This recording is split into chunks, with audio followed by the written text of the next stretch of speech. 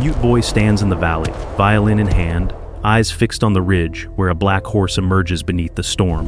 One note plays, and the forest holds its breath. No one speaks, no one dares cry. Because that horse's scream sounds like it's dragging someone's soul out of hell. Subscribe now to catch more haunting and unforgettable films from us. Under a pale shroud of morning mist, Silent Hill lay hushed its hills, breathing fog and wind through tall, skeletal pines. The trees leaned like silent witnesses, their branches whispering secrets only they remembered. A single figure stood alone in the brittle grass of a high clearing. Noah, 9 years old, mute since birth, his oversized flannel shirt flapping in the wind like the torn flag of a lost country. His boots barely disturbed the frost-kissed ground. He wasn't moving, not really, just watching, listening, not with ears. Noah had long stopped relying on sound, but with that uncanny instinct children develop when the world around them becomes too dangerous to trust. From a distance, he looked like any child, frail, small, vulnerable. But up close, his eyes told a different story. They were old, not in years, but in what they had been forced to understand. Those eyes did not ask questions. They had already seen answers they shouldn't have. The wind picked up, pine needles rained down like brittle prayers. In the distance, the outline of a weather-beaten farmhouse emerged. The house stood awkwardly, as if ashamed of its presence. Shutters broken, roof sagging. A wraparound porch that once may have hosted laughter now sagged with silence. Inside that house, his father stared through a cracked window pane. The man's face was angular, unshaven, and carved by shadows. His eyes, gray and distant, locked on Noah, the way prey stares at a memory it cannot outrun. He was not a cruel man in the traditional sense, but there was a wound behind his ribs he refused to acknowledge, and it poisoned everything he touched. He watched the boy like one might watch a mirror they were too afraid to face, not because of what they would see, but because of what they might remember. Behind him, footsteps, soft, controlled, perfumed. Elaine. She moved through the kitchen in crisp movements, polished and rehearsed, like a woman playing a role she'd already grown tired of. Her apron was spotless, her lips painted perfectly. Her voice, when it came, was sugar wrapped around stone. "Did he go up to the ridge again?" she asked, sipping coffee she didn't need. "He likes it up there," the man replied, his voice flat. "He's not like other children, I know." "Then why do you let him roam around like some stray?" The man didn't answer. Instead, he turned back to the window.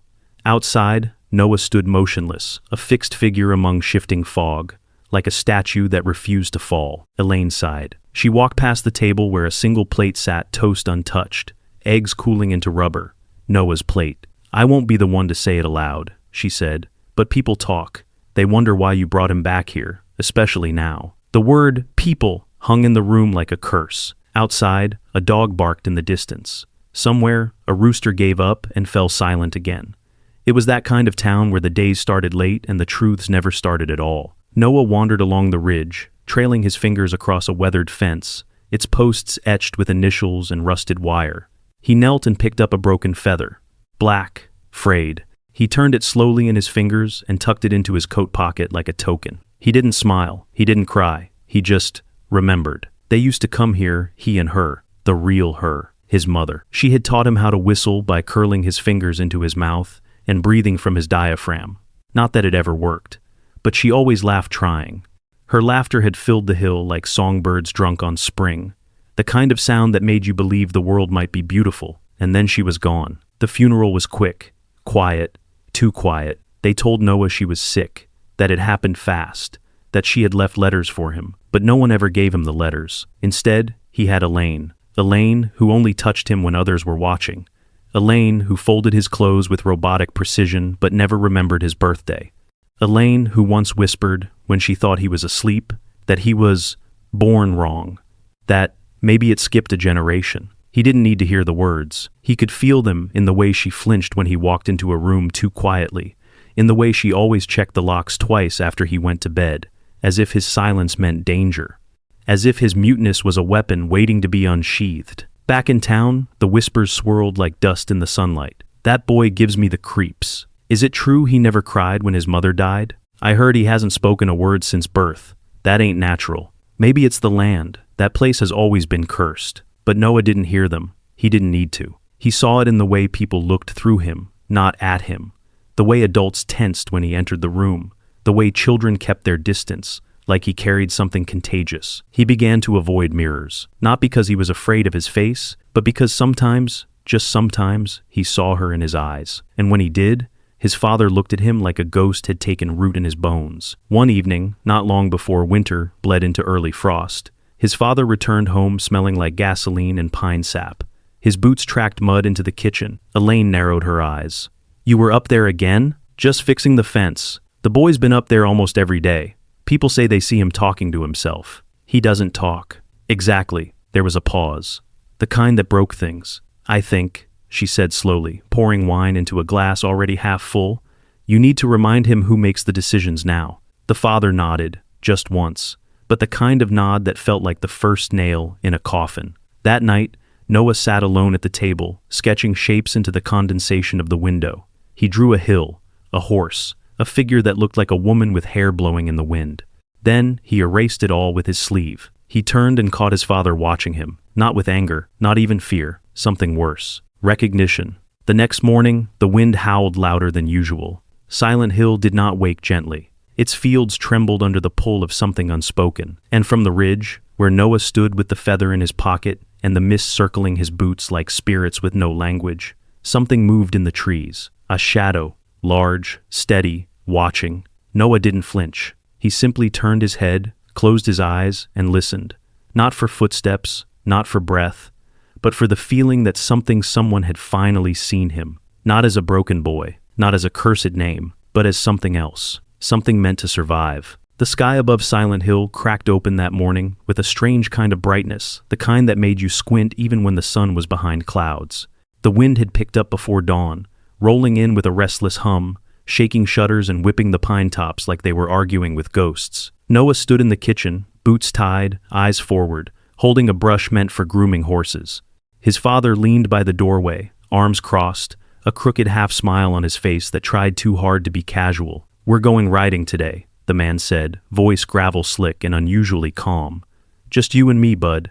Time you learn something real." Noah didn't respond. He didn't nod. But he followed. Elaine watched them leave from the porch, arms wrapped around her chest, coffee steaming between her fingers.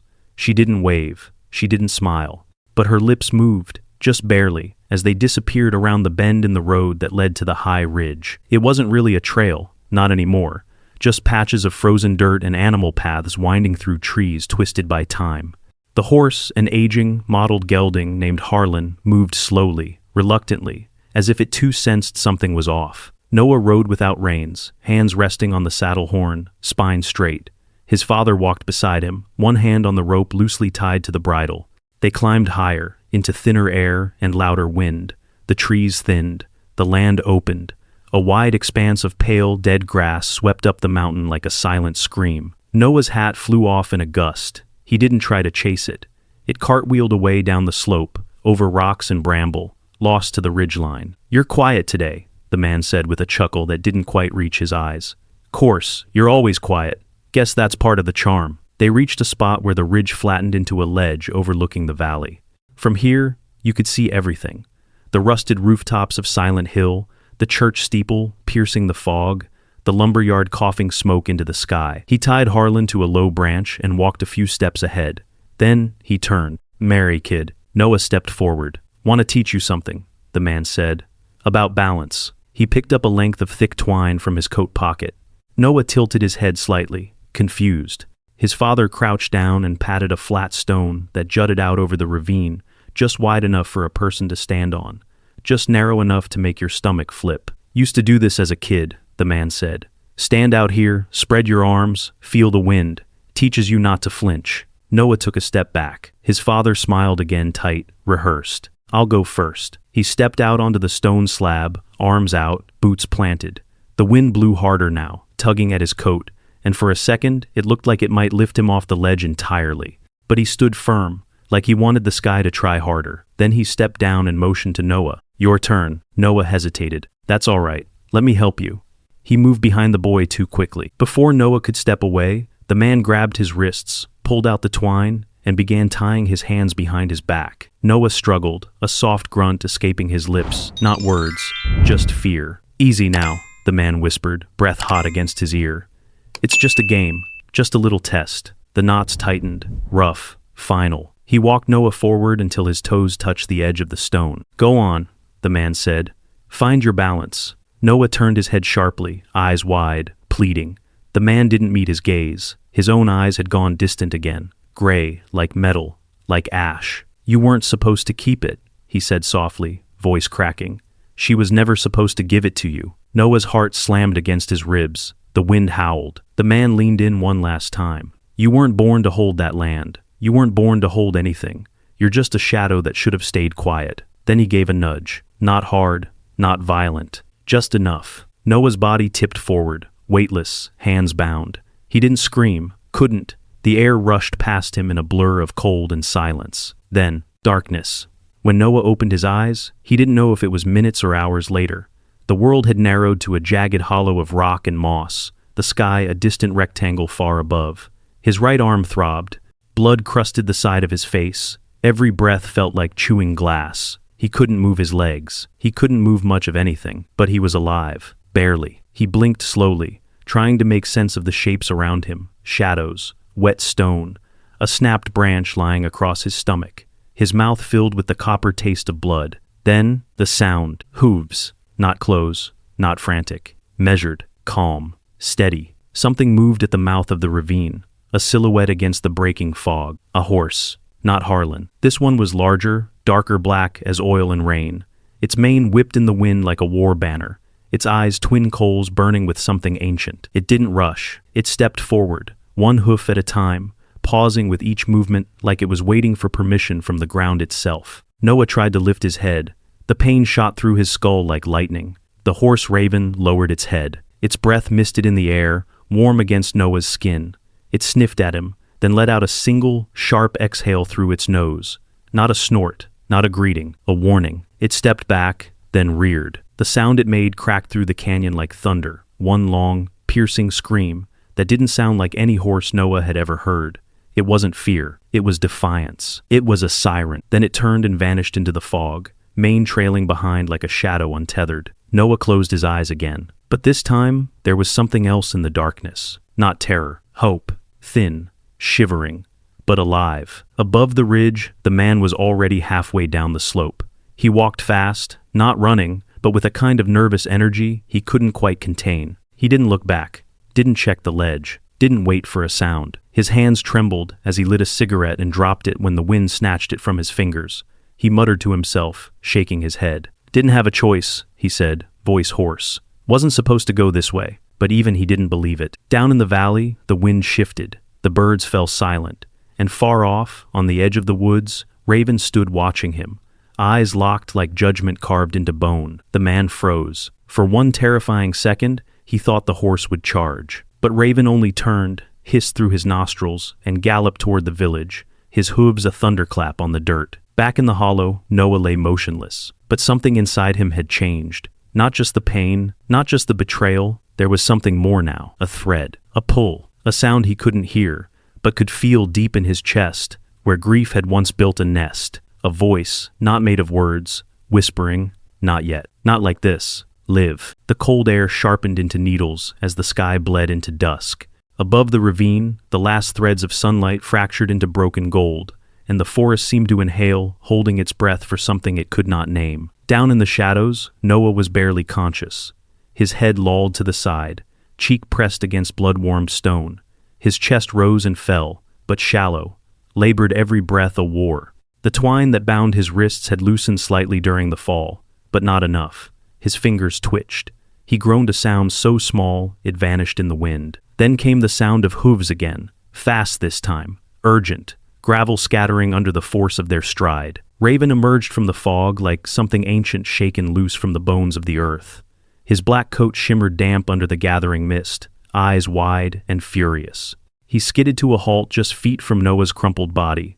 The horse stepped forward, ears twitching, muscles tense. Noah didn't move. Raven snorted once, sharply, lowering his head. He nudged Noah's shoulder. Once, twice. Still no response. He began circling, stomping his front hooves in place, the agitation building like static in a thunderstorm.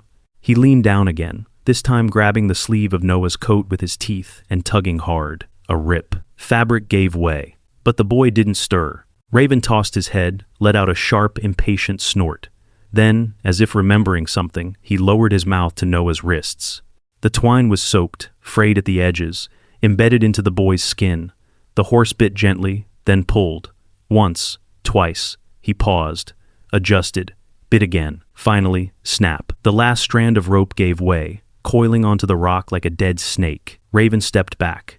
For a moment, he looked down at the boy with something that almost resembled understanding, then reared back violently and let out a scream. It wasn't a whinny. It wasn't panic. It was a cry carved from marrow. A siren. He spun on his hooves and took off at full gallop, vanishing into the trees like a shadow hurled from a slingshot. The forest roared behind him, miles below. The land that belonged to no one curled around the outskirts of a native settlement. Fences crumbled into moss. A dirt road etched its way between cedar cabins, fire pits, and coops filled with half-wild hens. No neon signs, no sirens. Just quiet routines passed down through centuries of surviving what the world thought they couldn't. At the far end of the village, Amaya was sifting herbs by candlelight. Her hands were steady despite the arthritis, every movement deliberate. She hummed softly an old Lakota song, half lullaby, half warning. Then she heard it, the first scream, low, echoing through the timberline like a bone flute being played wrong. She stood slowly, knees protesting, and walked to the edge of her porch. The chickens stirred. Dogs began to bark. Then hoofbeats, fast, insistent. There, galloping straight through the open gate, was Raven. But this time, he wasn't just wild. He was screaming, not out of pain, out of demand. Amaya dropped the bowl of dried petals. She moved like someone much younger, whistling loud and sharp toward the central fire circle. "He's come back," she shouted. "The black one, something's wrong." Men emerged from cabins. One grabbed a lantern, another whistled for his son. Raven was circling now, kicking up dust, head jerking toward the north ridgeline. Amaya stepped forward, reached out slow, not trying to tame him, just asking for clarity. "What is it, old soul?" she whispered. Raven screamed again and bolted toward the woods. Amaya didn't wait. "Grab the truck," she barked. "And rope. We're going up the ridge." At the same time, back at the farmhouse, Noah's father sat at the table with a half-empty glass of rye. The lamp buzzed above him, flickering faintly. He hadn't spoken a word since returning. Elaine stood by the sink, drying a plate, watching him like a predator, unsure if its mate had become prey. "Where is he?" she asked. The man didn't answer. "You said you'd take him up there for riding lessons. It's been hours." He stared into the glass, the amber liquid reflecting something far too honest. Did something happen? His hands trembled, but he steadied them against the table. He fell. Fell? I couldn't catch him. Elaine didn't speak for a long time. Then, "You mean he's dead?" "I don't know." She swallowed, looked out the window. The wind rattled the pane. "You realize what this means," she said, almost too calmly. "If he's gone, that land passes to the state. No more delays, no more battles over signatures. It'll be ours to sell." The man winced, like she'd punched him in the throat. "I didn't do it for that." "No," she said, stepping closer. "Then what did you do it for?" He looked at her, and for the first time in years, he let it crack just enough. I saw her in his eyes. Every goddamn day. And he knew she didn't drown like they said. That kid remembers things, even without a voice. Elaine stepped back. "You buried more than one secret, didn't you?" He nodded, barely. Then, a sound cut through the silence, a distant, raw, unearthly whinny. They both froze. He turned toward the window. Nothing but fog. But the scream echoed again, and this time, it was closer. Up on the ridge, Amaya and 3 villagers moved through the brush with urgency. Raven led the way, darting ahead, then circling back, then galloping forward again. His hooves didn't hesitate. He knew where to go. Amaya carried the lantern, its glow flickering wildly in the wind. She moved like someone chasing something that once chased her. "He's leading us to the boy," one of the men whispered. "How do you know?" another asked. "Because that's not how horses move. That's how ancestors guide." Minutes later, they reached the edge of the ravine. The wind screamed. Raven stood at the mouth, pawing the earth, tail whipping like a live wire. He didn't go down. He waited. Amaya handed the lantern off and knelt by the edge. The light revealed a shape below, crumpled, pale, still. "Noah," she breathed. They lowered a rope. A younger man tied it to a pine and began the descent. The others prepared blankets, water, a crude stretcher made of tarpaulin and rope. When the man reached the bottom, he called up, "He's breathing." The relief cracked through the air like thunder. They moved fast, lifting the boy gently. Amaya reached down as soon as they hauled him up and pressed her palm to his chest. Still warm, she brushed the blood from his temple and whispered something in Lakota words meant to keep souls tethered to bodies. Then she turned to Raven. He stood atop a rock now, silhouetted by the storm. Rain had begun to fall, slow and bitter. His coat glistened like obsidian. Steam curled from his nostrils. "Thank you," she said, voice low, reverent. He didn't move, didn't run, just watched, a black sentinel against the gray sky. Back in the village, the fire circle had been reignited. A cot was prepared. Amaya sat beside it, watching over the boy who didn't speak. His face looked younger in sleep, almost peaceful. His fingers twitched occasionally, as if replaying something they couldn't let go of. Outside, Raven stood beneath a cedar, his ears flicking toward every sound. He didn't need a stable, he didn't want a name, but he stayed, until the storm passed. And even then, he didn't leave. Not yet. The light that spilled through the canvas of the horse tent was not the kind that shouted morning. It whispered it soft, reluctant, gray. The kind of light that enters only when the sky isn't sure it wants to reveal anything at all. Noah opened his eyes slowly. The first thing he registered was the smell: hay, leather, rain-damp earth, and something faintly sweet. Sage. The scent clung to the air like a promise. His head throbbed in rhythm with his heartbeat. His body ached like it had been thrown across every stone on the mountain. But he was alive. He tried to sit up, but pain flashed through his ribs. A gentle hand caught his shoulder before he could push further. Amaya. She said nothing. Her face hovered above his lined, weathered, calm as bedrock. Her eyes didn't search for answers, they gave them. She helped him recline again, adjusted the wool blanket around his shoulders, then stepped back and let him breathe. His hands were bandaged, his left wrist bruised and swollen. A glass of water sat beside him. Next to it, a wooden bowl filled with dried herbs and steam. Noah blinked slowly, and Amaya nodded.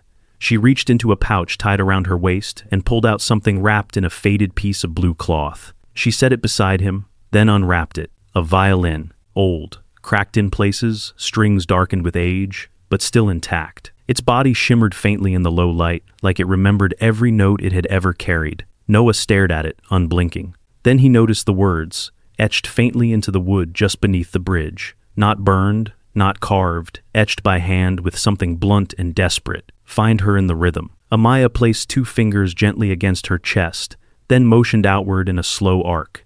This is yours. Noah looked at her. She repeated the gesture, then pointed to the violin. Yours.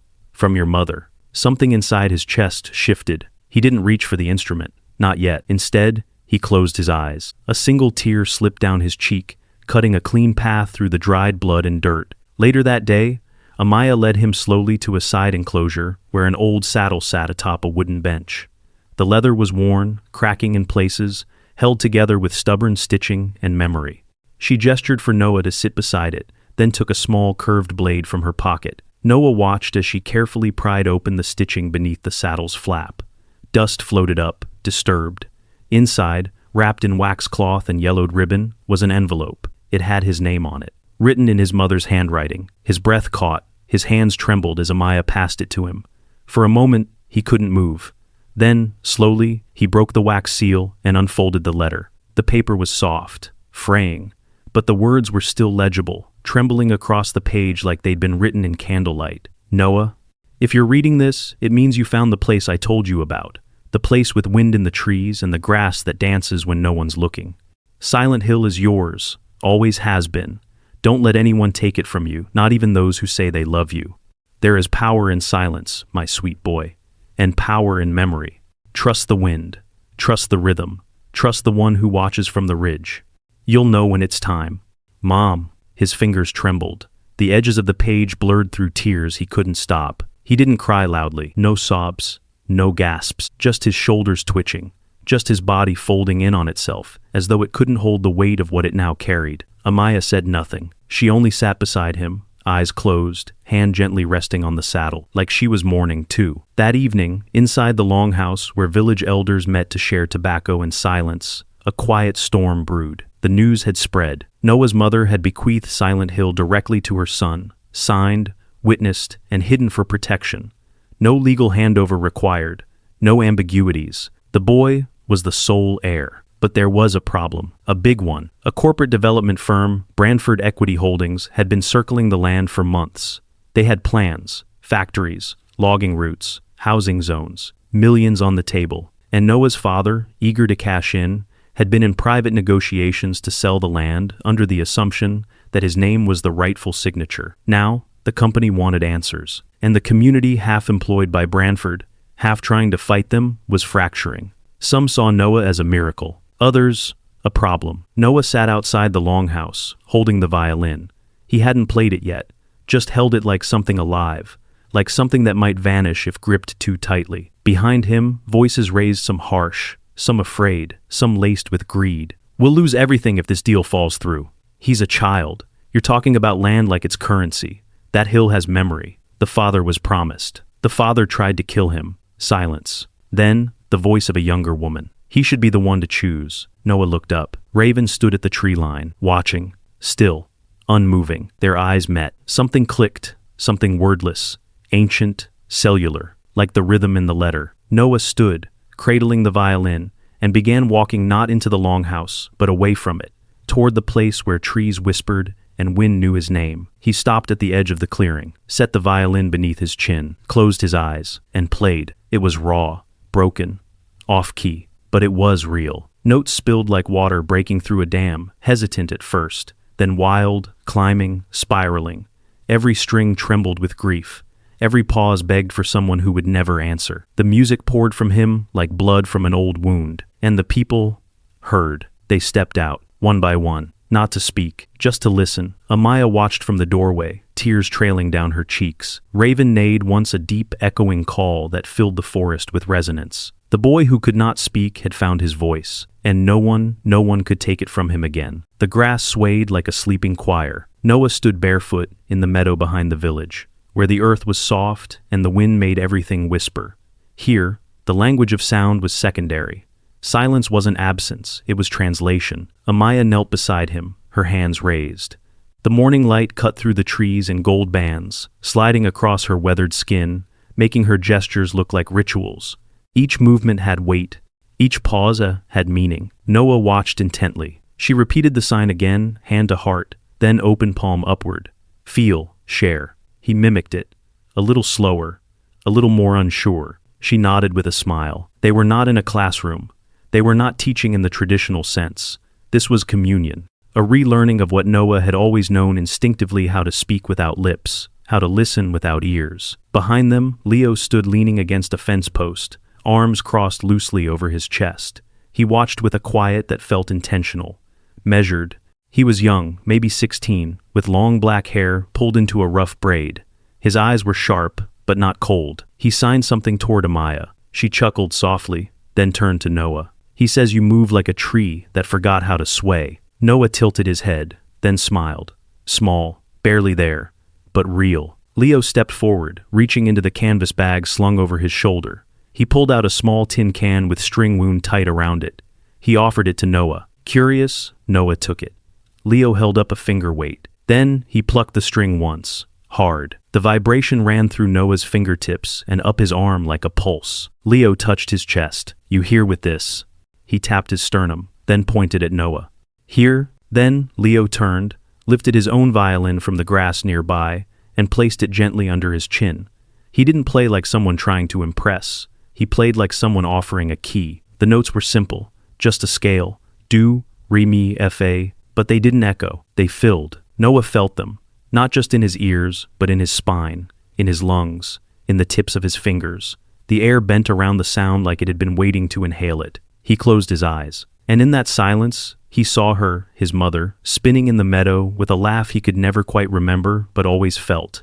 She had danced with the wind like she knew its name. He opened his eyes. They were wet. Leo approached, gently took Noah's hands, and placed them over his own as he played a slow chord, then let go. Noah was playing alone, clumsily, but he didn't stop. Days passed like petals falling in slow motion. Every morning Noah practiced signs with Amaya. Every afternoon he played scales and stumbled melodies with Leo.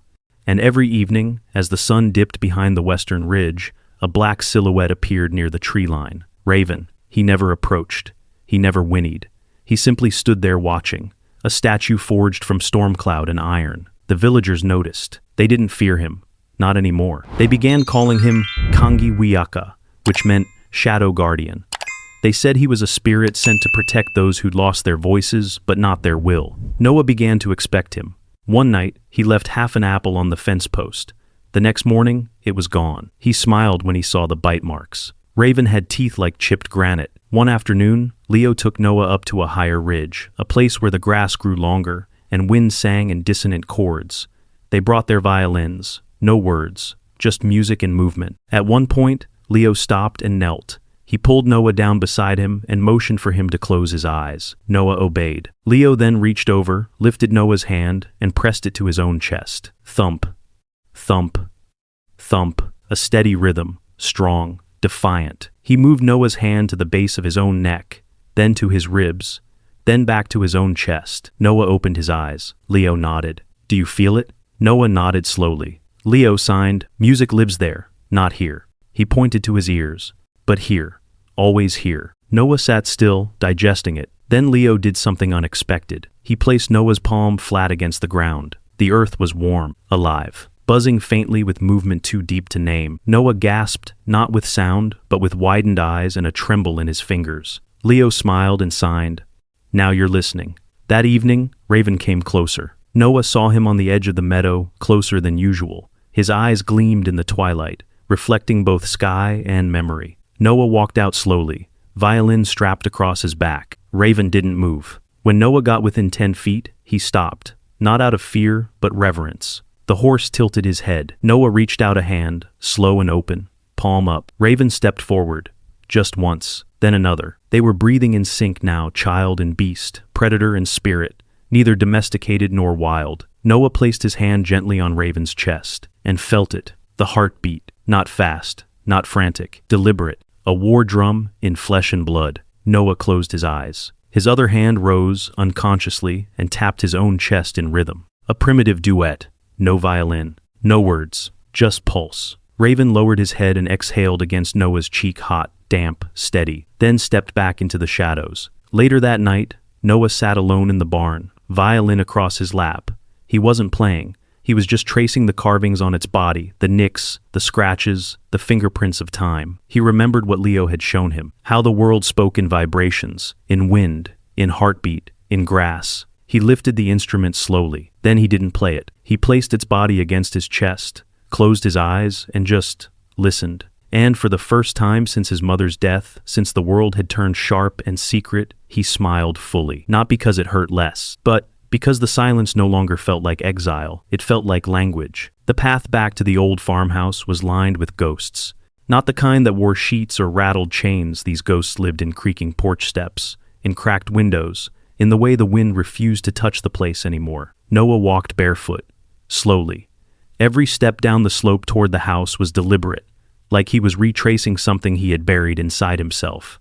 The grass gave way to dirt, then gravel, then the warped wood of the porch he hadn't seen in weeks. He stood outside the door for a long time, long enough for the sky to change color, long enough for the air to grow heavy with the memory of thunderstorms that never quite arrived. The door was unlocked. He pushed it open, and the house exhaled stale air and old lies. Inside, nothing had changed. Same crooked picture frames, same cabinet with a missing drawer, same kitchen with the knife block one blade short. Noah didn't pause. He knew what he was looking for. He moved to the back room, his mother's sewing room, once filled with fabric and humming, now silent, covered in dust and faint outlines of forgotten things. He knelt beside the old cedar chest in the corner, the one no one had opened since the day after the funeral. He pried it gently. Inside, a faded shawl, a leather journal, a broken locket, and a box of violin rosin. Noah touched each item like an archaeologist brushing dirt from a lost world. He closed his eyes and breathed in the scent lavender, cedar, grief. Then, behind him, a creak. The floorboard. He turned. His father stood in the doorway, unshaven, eyes hollow, whiskey on his breath, even though it was barely noon. "What the hell are you doing here?" Noah didn't move. The man stepped forward, voice sharpening. "You think this is your house now? That hill got to your head?" Noah stayed kneeling. "Answer me." Silence. Not defiance. Not submission. Just the same silence that had always unnerved him. The man's lip curled. He stormed forward, yanked the box from Noah's hands, flinging it across the room. The locket hit the wall and split. "You don't get to pretend you understand her." He grabbed Noah by the collar and yanked him to his feet. "You think you're special? You're not. You're a mistake that never learned how to make noise. Then, a slap. Open palm. Quick. Brutal. Noah stumbled back, his face whipping to the side. He didn't cry. He didn't run. He stood still, blood at the corner of his mouth, chest rising and falling like a silent scream. His father stared at him, panting. "I did what I did to protect you," he muttered. "You don't understand. That land, it ruins people. Your mother, she was already halfway gone." Noah slowly reached into his coat pocket, pulled out the letter, the one from his mother. He placed it gently on the table beside them, then turned and walked away. Not a glance back, not a sound, just retreating footsteps and the sudden, unbearable echo of his absence. That night, the house groaned with things it could no longer contain. The man sat alone at the table, a fresh drink in hand, the letter unopened beside him. The lamp flickered, the wind howled. He tried to sleep but couldn't. His eyes snapped open at every sound, every creak, every whisper of the walls. When he did finally doze, it wasn't sleep. It was a fall. In the dream, he was under the earth, not buried, not quite, entombed. The dirt packed tight around him, cold and wet, pressing into his mouth, his ears. He couldn't move, couldn't scream, couldn't breathe. Above him, hooves, thunderous, endless. A black horse pacing in circles, its breath coming in violent clouds. He tried to shout, to plead, but all that came was silence. Then, the horse stopped, turned. Its eyes bore into the soil, through it, into him, and it screamed. A shriek that tore the world in two. He woke gasping, drenched in sweat. The lamp beside the bed had shattered. The letter was gone. He staggered to his feet, heart hammering. Went outside. The wind was calm. But something moved at the edge of the trees. A shape, black, still, watching. Raven. The man stepped back. The horse didn't move, didn't blink, just stared. And in that moment, the man realized it wasn't the boy that haunted him. It wasn't even his wife. It was the silence he'd tried to destroy. And now, it had shape. Now, it had hooves. Now, it had found its voice. The wind had changed. Noah felt it before he saw it. A sharpness in the air. A current that didn't hum with life, but with something colder, unnatural. He stood on the ridge above Silent Hill, eyes locked on a convoy of black SUVs snaking along the lower road. They moved like beetles, coated in glass and steel, foreign and precise. When the doors opened, men in tailored jackets stepped out, clipboards under their arms. They spoke fast, pointing toward the horizon, waving thick rolls of paper like flags. One man held a tablet, angling it toward the sunlight to get a better reading. Another knelt and drove a bright orange stake into the soil. Noah squinted. Then he saw it. The maps. Large, unfurled blueprints spread across the hood of a truck. Markings, zones, lines like scars carved through the forest. He felt it before he understood it. Violation. They were mapping his mother's hill. Their hill. The sacred place she used to hum lullabies about. The place Raven watched from, like a sentinel. The place the wind carried her scent. Even now, they were dividing it into plots. Not soil. Parcels. He didn't think. He ran. Down the hill. Through the woods. His breath tore from his lungs like branches, the violin bouncing against his back with every step. Roots grabbed at his feet, but he didn't fall. He reached the village breathless and wild-eyed. The old bell tower stood at the edge of the square, a relic, half-cracked, its rope long since forgotten, but not by him. He jumped, caught it, pulled, once, twice. The sound erupted, bronze and brutal, a guttural cry that split the air. Amaya looked up from the garden. Leo dropped his spoon mid-meal. Doors flew open. People spilled into the square. Noah didn't speak. He didn't have to. He pointed urgently toward the ridge, and then raised both hands and opened them wide, a universal sign of, take it all. They are taking it all. Amaya paled. She turned to the crowd. Gather the council, now. Within an hour, the longhouse burned with argument. Tension curled like smoke. They have permits, someone shouted. They have rights. They're cutting up a burial ground, another snapped. Do you think your paycheck will matter when the spirits won't sleep? You think spirits pay rent? My son needs medicine. Branford's offer would cover our clinic for 10 years. Your son won't need medicine if the land turns to concrete. Amaya stood in the corner, arms crossed. She let the fire grow, let it crackle. Then she stepped forward. The boy brought the warning, she said simply. You can argue your wallets later, but this place breathes, and it's choking. Leo signed from beside her. Fast, sharp. Amaya translated, he says Noah doesn't need to speak to tell us what we already know. The land's in danger, and so are we. A whoosh fell, then a grumble, then shouting resumed. Division, desperation, dollar signs, history. Noah stood in the doorway, watching it all.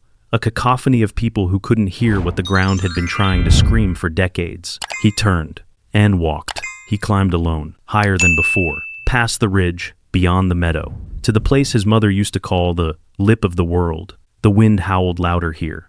Not angry, desperate, like it had run out of words. Noah unstrapped the violin. His fingers shook. He hadn't played that song, not since the letter, not since the memory, but the time for holding back had passed. He raised the instrument to his chin, closed his eyes, and played. The melody was slow at first, hesitant. The first notes like seeds falling onto dry earth. Then, stronger, deeper. The bow dug into the strings, and the sound bent into a voice older than him, older than the council, older than the corporate men below.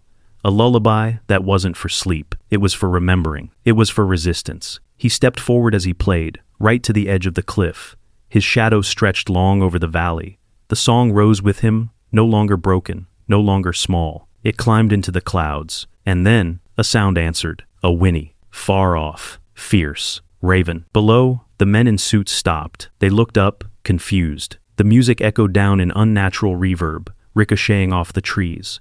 It wasn't amplified, but it was magnified by grief, by soil, by bloodline. Then they saw him, a child, on the ridge, playing a violin like a weapon. "What the hell is this?" one man muttered. Another lifted his camera. "Get footage. If they're organizing protests, we need to prep PR." But none of them moved closer. None of them dared. Because then they saw the horse. Raven burst from the tall grass like a missile. He didn't attack. He didn't charge. He circled the trucks. Fast. Violent wind kicked up by his hooves. Dust blinded the men. He neighed loud, guttural, splitting eardrums. One man dropped his clipboard. Another ducked. The blueprints scattered into the wind like dead leaves. Raven didn't stop. He ran until their bearings spun, until one of them finally shouted, "Back in the trucks!" They slammed doors, peeled out, fled. And Raven stopped, stood, still, as Noah finished the final note. Later, under the dying light, villagers gathered at the base of the ridge. They looked up at the boy silhouetted against the fire-colored sky. He didn't wave. He didn't bow. He only lowered the violin and turned his face to the wind, Amaya whispered. "The hill has spoken," Leo nodded. And deep in the woods, where no roads ran and no money could reach, Raven let out one last call, not of warning, but of allegiance. The night arrived, with no warning, no twilight grace, no amber sky, no gradual hush, just darkness and wind, and the distant cry of something old and wounded. From the ridge, the old farmhouse looked like a ghost of itself. It had always stood crooked, worn, but now it seemed to tremble. There was something unnatural about its stillness, like it was waiting for permission to collapse. Inside, the father moved clumsily through the living room, a bottle in one hand and a folder clutched in the other.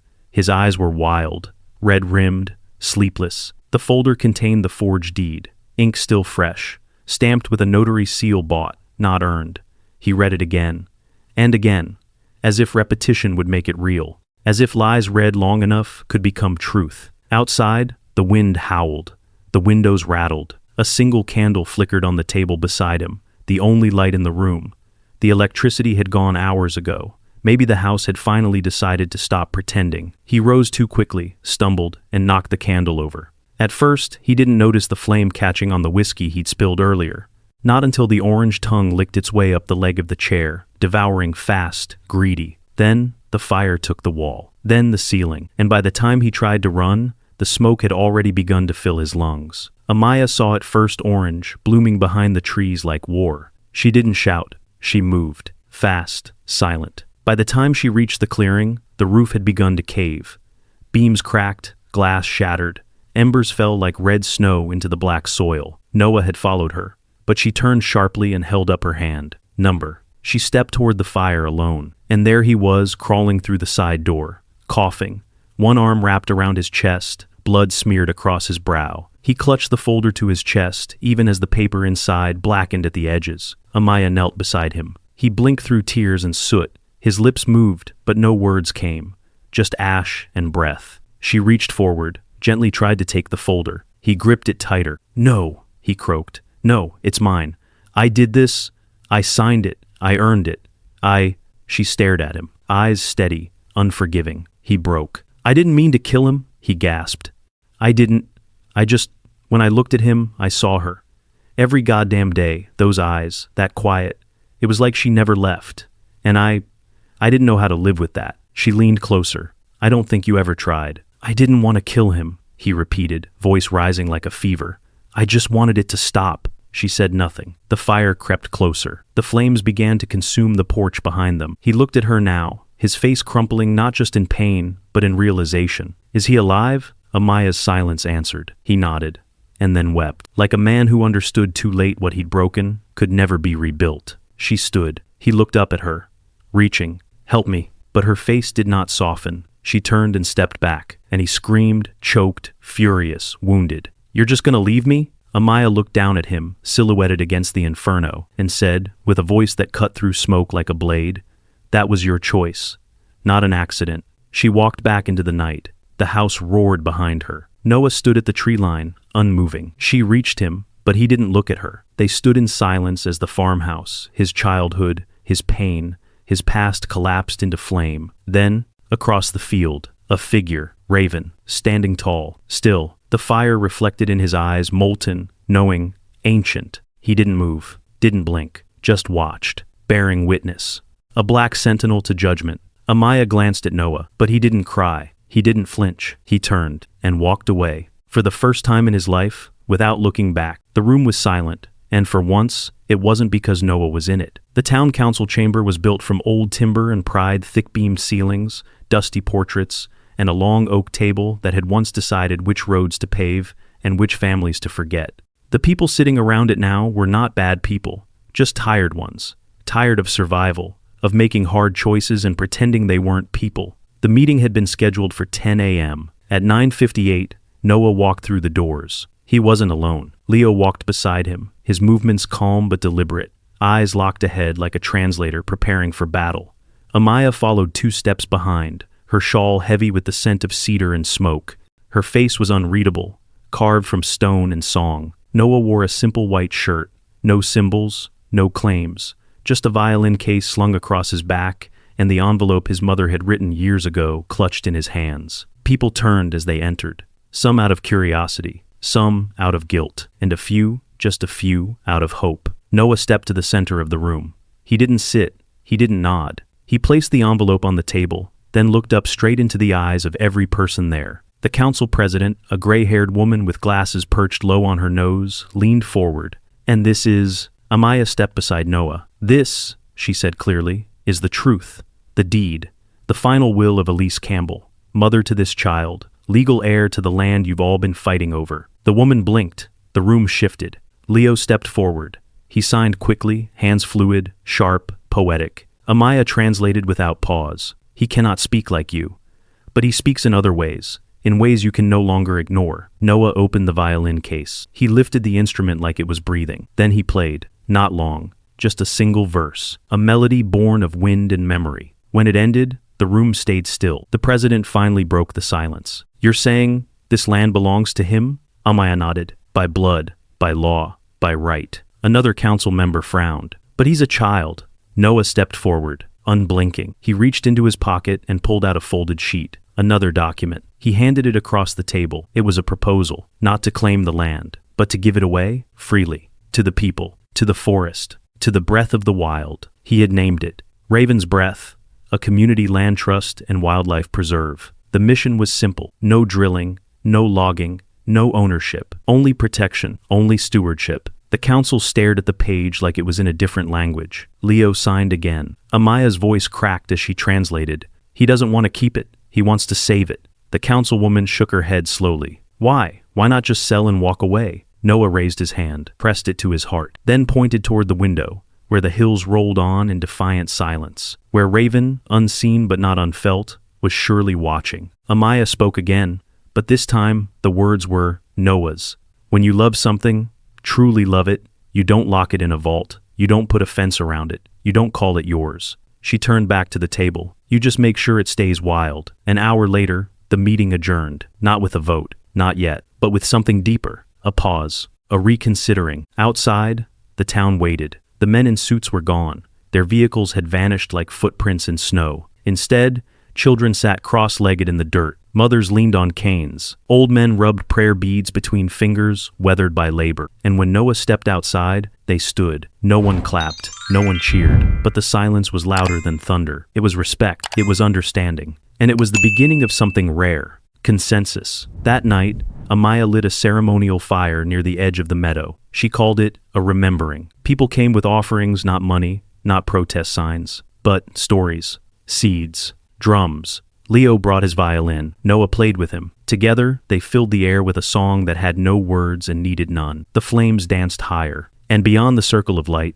Raven stood once more, unmoved, unbroken. The boy had not kept the land, but he had given it back to the only thing that had never asked for it in the first place, the wild. The wind came first, not gentle, not violent, just certain, sweeping through the valley as though it had an invitation, pushing through grass and fabric, whispering in ears and across shoulders, reminding everyone present that they were temporary and the land was not. It was the day of the dedication, the birth of Raven's Breath Preserve. There were no streamers, no corporate banners, no glittering podiums, just wooden benches, carved by hand.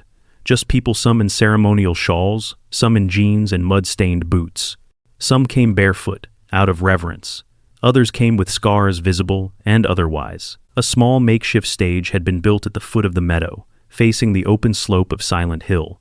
There were no walls to contain the sound, no roof to temper the sky. It was as if the land itself had stretched wide to listen. Noah stood behind the stage before anyone else arrived, adjusting the strings of his violin with a tenderness that was almost painful to watch. Leo sat nearby, tuning his own instrument, his movements quiet, focused. They didn't speak. They didn't need to. Between them hung a stillness not even the wind could touch. Amaya approached from the side, draped in deep red wool, eyes sharp and warm. She handed Noah a folded piece of paper blank. Noah looked at her, confused. She simply touched his chest, then lifted his hand and placed it against the violin. "Right here," she signed. "Not there." By the time the sun had climbed its highest arc, the people had arrived. Families stood shoulder to shoulder. Teenagers leaned on old fence posts. Children sat in circles on the grass, their mouths full of hush and wonder. A few members of the town council were scattered among them, not speaking, just watching. There was no master of ceremony. No one needed to speak. When Noah stepped onto the platform, everyone knew what was beginning. He didn't bow. He didn't smile. He just stood, alone, violin in hand. The wind curled through his hair like an old friend, and he played. The first note was thin, tentative, a single blade of grass cutting through silence. Then it grew, not in volume, but in intention. He wasn't performing. He wasn't impressing. He was remembering. He was releasing. The song was the one his mother had written, a melody without a name, built from lullabies and breath and long walks up hills that spoke in riddles. Noah's fingers moved like he was tracing the curve of her voice. The bow danced as if tethered to something divine.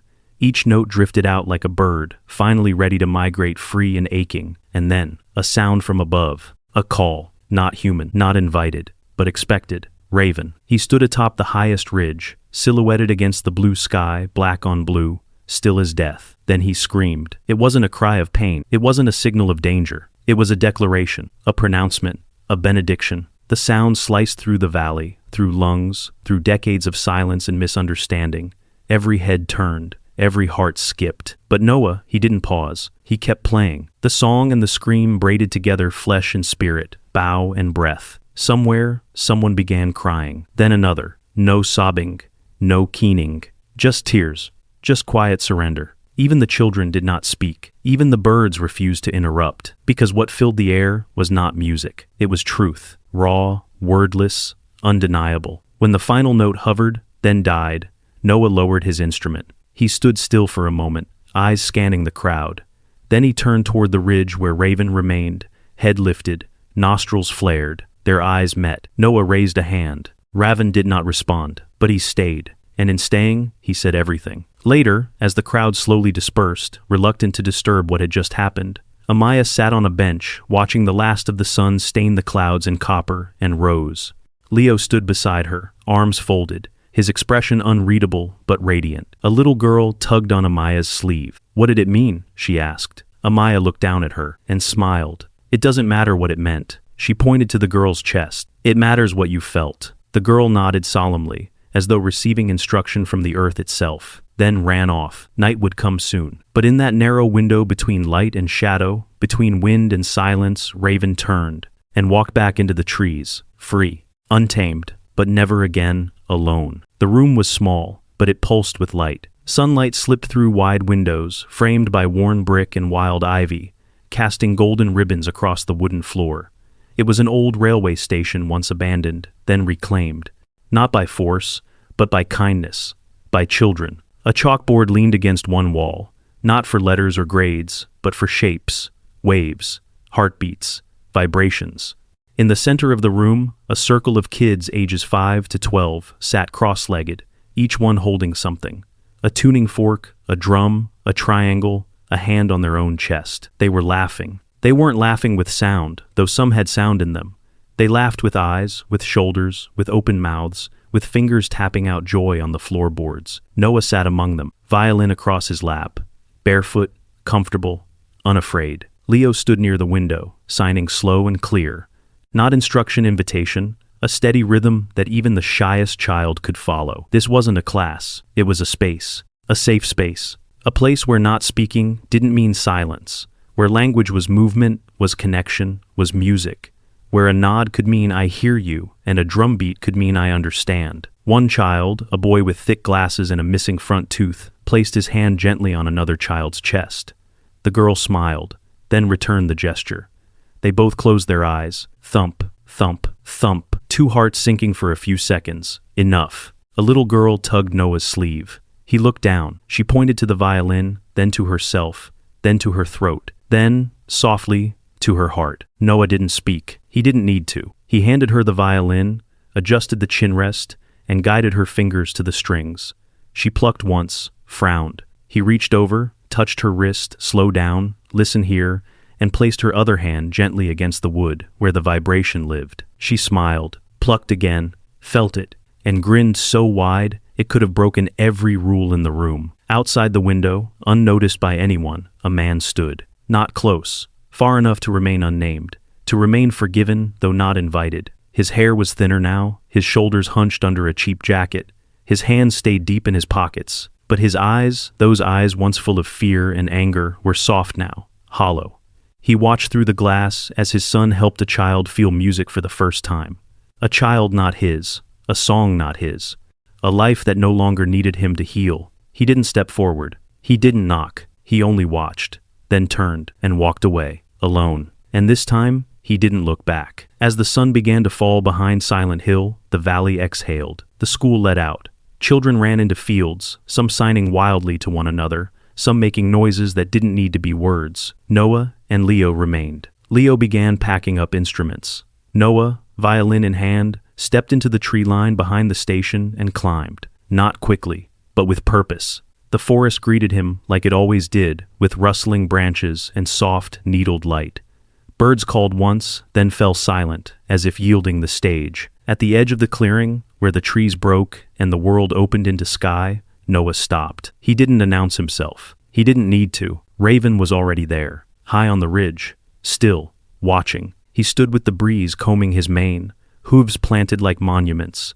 His eyes locked on Noah, not cold, not demanding, just present, a witness. Noah stepped into the open, raised the violin, and played. The melody wasn't his mother's this time. It was new, built from pieces of days that couldn't be named. It was joy without reason, grief that had finally exhaled. It was music for the land, for the ones who stayed, for the ones who left, and for those who had never truly arrived until now. Raven let out a low sound, not a cry, not a scream, a breath. Then he turned, slowly, deliberately, and disappeared into the trees. Noah lowered the violin and smiled. The final image. The hill, empty, save for wind. The echo of a single note still floating in the air, then black. And the words? Some things aren't meant to be said, they're meant to be felt.